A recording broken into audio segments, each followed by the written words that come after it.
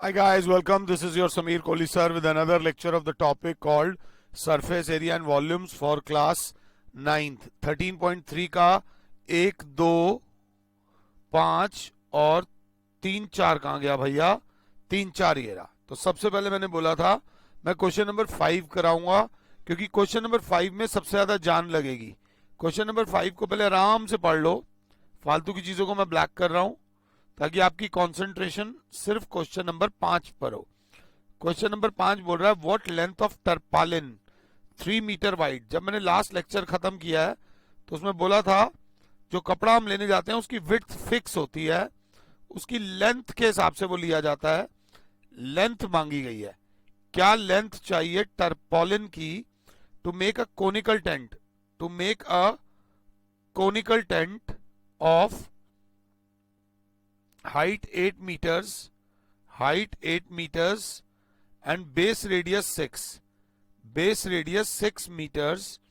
Assume that extra length that will be required for stitching margin and wastage cutting is approximately 20 centimeter. के जितनी होगी extra 20 centimetre थोड़ा सा ले लेना, थोड़ा सा 20 सेंटीमीटर एक्स्ट्रा ले लेना ताकि जो इधर से कटाई छटाई थोड़ी सी हो जाएगी वो। सिंपल सी बात है, एक कपड़ा लिया, ये कपड़ा लिया, इस कपड़े से कोनिकल टेंट बनाया। अब जब कोनिकल टेंट बनाने की बात आई तो कोनिकल टेंट में कपड़ा यहां लगेगा, कोनिकल टेंट में कपड़ा यहां लगेगा। तो सीधी सी बात है, area of cloth, area of cloth is equals to area of cone. इतने में एक बच्चा बोलेगा सर ध्यान देना कोन नीचे से खाली होती है, कोनिकल टेंट नीचे से खाली होता है। तो एरिया ऑफ कोन मत बोलो, आप बोलो curved surface area of cone. तो एरिया ऑफ क्लॉथ, क्लॉथ तो रेक्टेंगल की फॉर्म में है, L into B is equals to pi are L. इतने में एक बच्चा फिर परेशान हो गया, सर स्लांट हाइट तो दे नहीं रखी। मैंने कहा अगर पहले ही स्लांट हाइट निकालनी है तो निकाल लो, अंडर रूट में R square plus H square. तो स्लांट हाइट बराबर हो जाएगी अंडर रूट में 6 का स्क्वायर प्लस 8 का स्क्वायर। स्लांट हाइट बराबर हो जाएगी अंडर रूट में 36 प्लस 64। स्लांट हाइट बराबर हो जाएगी अंडर रूट में 100। स्लांट हाइट बराबर हो जाएगी 10 मीटर्स अगर क्लास 7 है तो। स्लांट हाइट आ गई हमारी 10 मीटर्स। अब मेरे बच्चे बड़े वाला एल इंटू ये बड़े वाला एल इंटू बी, बी दे रखा है 3 बराबर पाए। पाए की वैल्यू मेरे बच्चों यहां उन्होंने बोली है 3.14 इंटू आर। R is बच्चे 6 and L is बच्चे 10। Slant height is 10। Mata Rani का नाम लो, डेसिमल हटाओ, यहाँ एक जीरो से एक जीरो चला जाएगा। L into 3 is equals to 314 into 6 upon 10। 3 1 जा 3 2 जा, तो L बराबर आ जाएगा 628 अपॉन 10। L बराबर आ जाएगा 62.8 मीटर्स। इतना लेंथ ऑफ कपड़ा चाहिए, इतना लेंथ ऑफ कपड़ा चाहिए और आप यहां से जाइए। मगर जैसे ही आप यहां से जाने लगोगे तो एक तेज बच्चा मुझे बोलेगा सर ये मिस कर दिया कि जितना भी लेंथ आ रही है 20 सेंटीमीटर लेंथ एक्स्ट्रा ले लेना, कटिंग वटिंग में छटाई पटाई में थोड़ी सी एक्स्ट्रा चाहिए होगी। तो sorry sorry sorry, this is length plus stitching margin.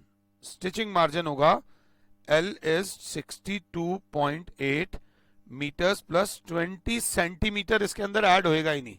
Centimetre को मीटर में करने के लिए 100 से डिवाइड करेंगे। L बराबर 62.8 प्लस 0.2, L बराबर आ जाएगा 63 metre is the length of the cloth required. ये क्वेश्चन बहुत प्यारा क्वेश्चन है, एग्जाम में आ सकता है। अब करेला टिंडा तोरी इस एक्सरसाइज के मुश्किल वाले क्वेश्चन हम कर चुके हैं, अब हम फंसेंगे नहीं। अब माता रानी का नाम लेंगे और अब इजी इजी क्वेश्चन करके फटाफट से इस एक्सरसाइज को नमस्ते करेंगे। अब आ जाते हैं क्वेश्चन नंबर 3 पे आते हैं। 4 पहले करेंगे। A conical tent is 10 metre high, a conical tent is 10 metre high and the radius of its base, radius of its base is 24 metre. Find the slant height of the tent. Slant height निकालनी है। Cost of canvas required to make the tent if cost per metre square is ₹70। आराम से slant height का formula होता है R square plus H square, अगर class 7 है तो। हमने तो काफी शुरू से मुश्किल क्वेश्चंस करे हैं, तो हमें माता रानी की कृपा से प्रॉब्लम नहीं होनी चाहिए। 10 का स्क्वायर प्लस 24 का स्क्वायर, स्क्वायर 26 तक याद रहेंगे तो एग्जाम में बहुत टाइम बचेगा। 100 प्लस 576, एल बराबर अंडर रूट में 676, एल बराबर आ जाएगा 26, क्योंकि जो 676 होता है 26 का स्क्वायर। ये थोड़ा सा ध्यान दे लेना, अगर किसी को दिक्कत हो तो ऐसा कर सकता है 26 इंटू 26। कई बार हमें लगता है यार हम एक ही चीज को बार बार करा रहे होते हैं तो हमें लगता है सब सामने वाले को भी आता होगा, यहीं पे टीचर से मिस हो जाता है पॉइंट। वो ये नहीं समझ पाते कि सामने वाला शायद पहली बार कर रहा हो 26 इंटू 26, तो कहीं ऐसी गलती मुझसे हुई हो तो मैं उसके लिए क्षमा चाहूंगा। 26 मीटर। अब उन्होंने बोला cost of canvas required to make the tent if the cost of 1 metre square is ₹70। तो area of canvas required to make the tent. जब भी टेंट बनता है ना, हमेशा याद रख लेना, टेंट में नीचे वाला हिस्सा खाली होता है, नीचे वाले हिस्से में कपड़ा नहीं लगता, कपड़ा सिर्फ लगता है कर्व्ड सरफेस एरिया में, ये याद रख लेना। एरिया यहां लगता है सिर्फ यहां पर, तो एरिया रिक्वायर्ड तो यहां पर लिखोगे curved surface area of tent, जो बराबर होगा pi into r into l. तो therefore cost to make the tent is equals to CSA of tent into cost per meter square। CSA of tent है pi are l into cost per metre है 70 पर metre square. मेरे मुंह से कहीं गलत ना निकल जाए। पाई की वैल्यू 22/7 इंटू आर हमारे पास है 24 इंटू एल हमारे पास आया 26। हमें टेंशन थी 7 कैसे घटेगा, इंटू कॉस्ट दे रखी है उन्होंने 70, इसीलिए मैं लास्ट तक लेके आ रहा हूं। आमतौर पे कुछ टीचर्स, किसी टीचर्स की वो नहीं है।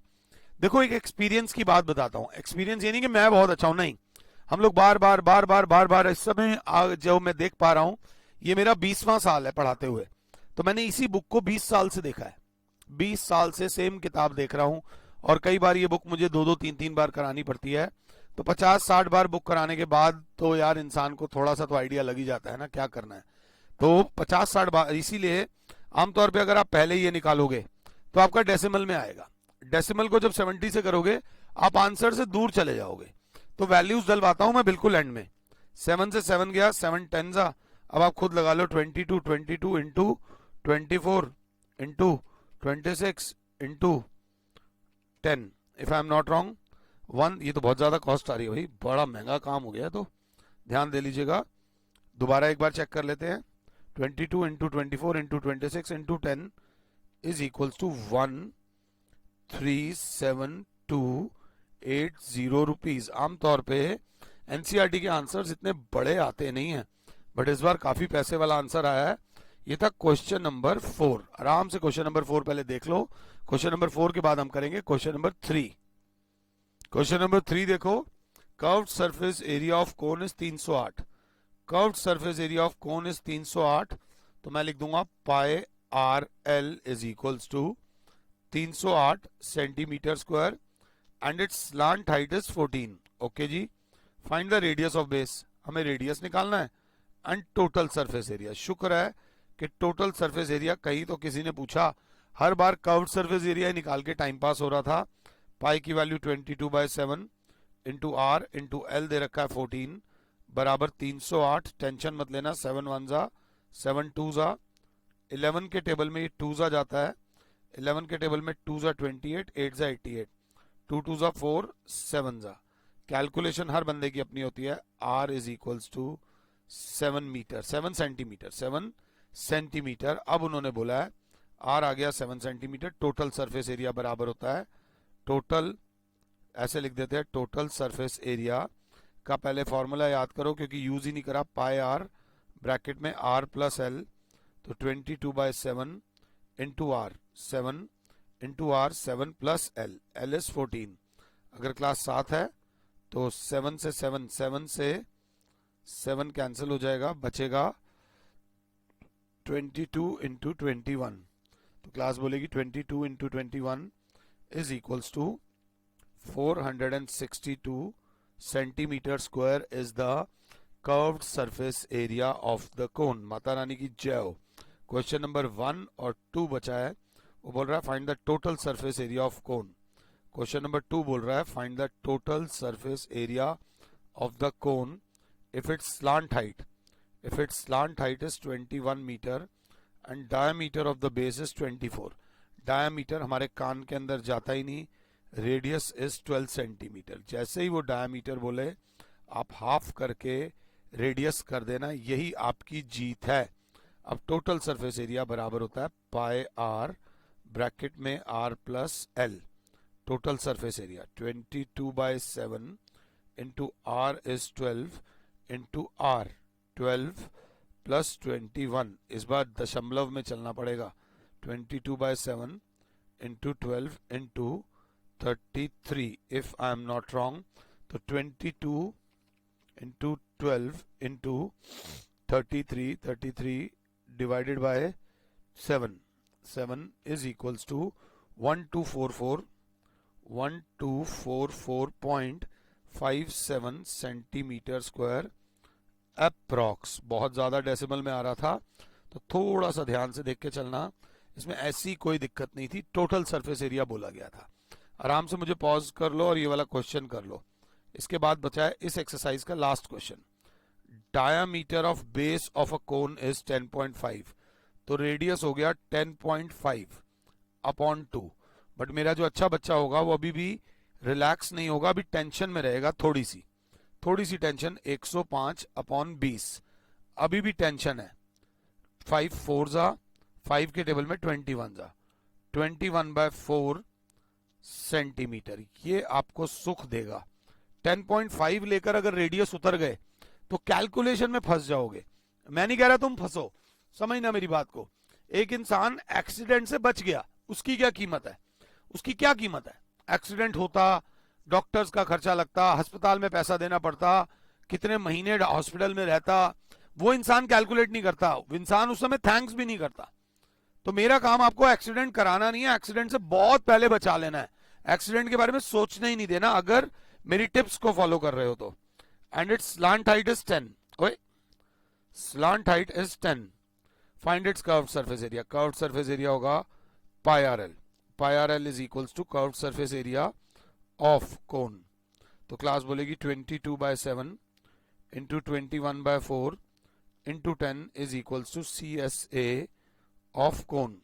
अगर क्लास 7 है 7 1 जा, 7 3 जा, 2 2 जा, 2 11 जा, 2 1 जा, 2 5 जा, तो 11 इंटू 5 3 जा 15 is equals to curved surface area of cone. ये बराबर होता है 165 सेंटीमीटर स्क्वायर। छोटे से लेक्चर में 12-13 मिनट के लेक्चर्स में हमारा ये वाला टॉपिक खत्म होता है।